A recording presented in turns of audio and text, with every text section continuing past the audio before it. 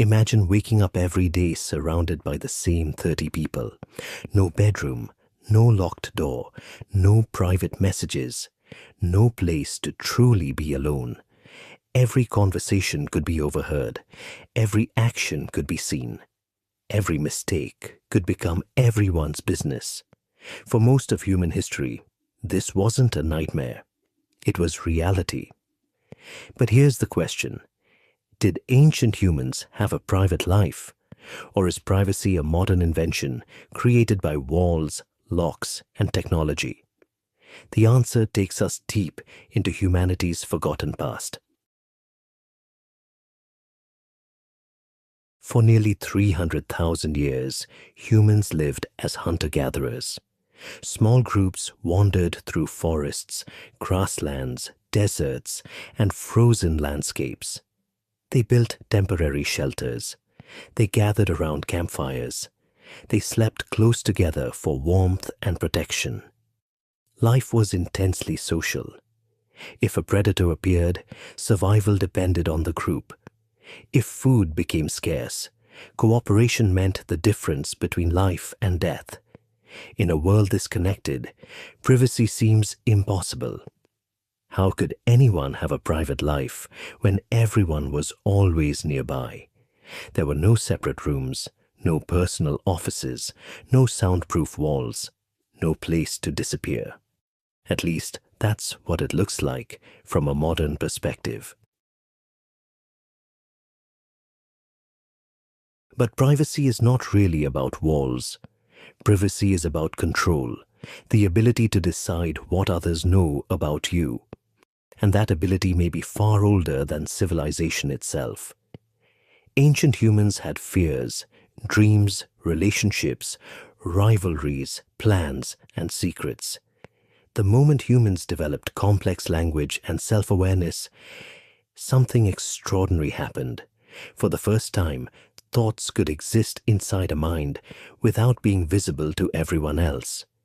An individual could know something that nobody else knew. A hunter could hide his intentions. A friend could keep a promise. A rival could tell a lie. The birth of the private mind may have been one of humanity's greatest evolutionary breakthroughs. Imagine a young hunter leaving camp. Before sunrise, no one follows him. For a few minutes, he is completely alone. Imagine two people quietly speaking beside a river, away from the rest of the tribe. Imagine a spiritual leader sharing sacred knowledge only with chosen members. These moments may have been humanity's earliest forms of privacy. Not architectural privacy, behavioral privacy, privacy created by distance, by trust, by silence. Long before humans built walls, they created invisible boundaries. And those boundaries shaped human society.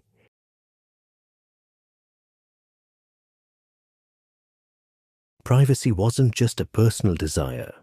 It may have been a survival advantage. A hunter who kept a strategy secret could gain an edge. A leader who controlled information could maintain authority. A group that protected important knowledge could survive longer.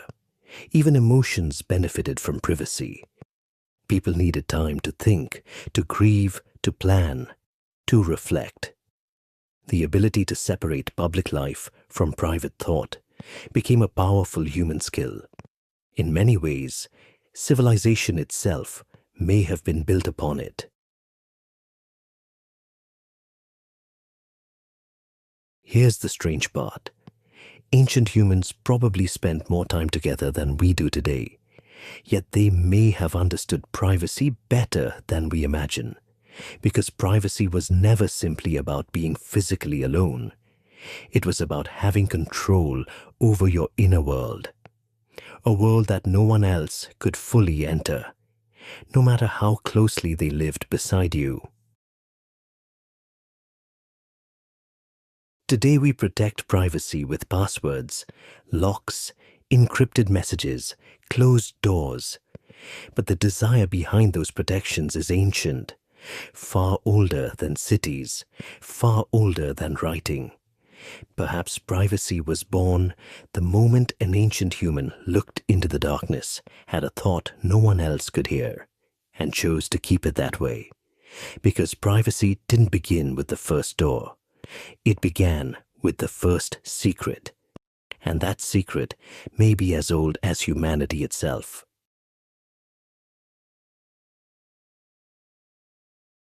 If you lived in a tribe of 30 people with no walls, no bedroom, and no personal space, what would you miss the most? Let me know in the comments. And subscribe to Ancient History Files for more forgotten stories from humanity's distant past.